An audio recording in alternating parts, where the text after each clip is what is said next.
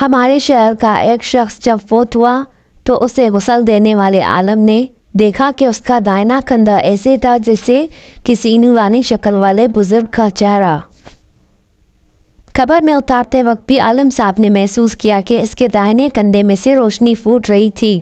دفن کے بعد امام صاحب اس مردے کے گھر گئے اور گھر والوں کو ساری کیفیت بتا کر وجہ پوچھی تو ماں نے یہ واقعہ سنایا۔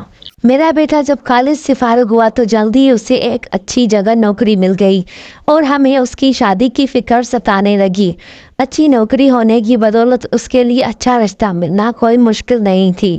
ہمارے پڑوس میں ایک دونوں پاؤں سے معذور لڑکی رہتی تھی جو ہمیشہ ویل چیئر پر ہوتی تھی اور بغیر سہارے کے کچھ نہ کر سکتی تھی۔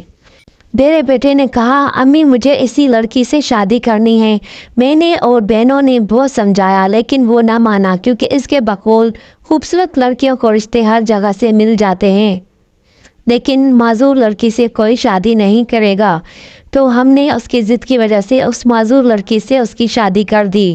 وہ ہر روز اپنا ناشتہ بخود بناتا اور اپنی بیوی کو کھلا کر آفس جاتا اور واپس آ کر بھی خود ہی سب کچھ کرتا۔ اپنی بیوی کو باتھ روم وغیرہ لے کر جانے کے لیے وہ اسے اپنے داہنے کندھے کا سہارا دیتا تھا اور اسی لیے اس کا داہنا کندھا چمک رہا تھا کیونکہ اس نے اپنی زندگی کی آسائشیں اپنی معذور بیوی کے نام کر دی تھی۔ اللہ پاک ہمیں معذوروں کا احترام کرنے اور ان کی ضروریات کو سمجھنے کی توفیق عطا فرمائے، آمین۔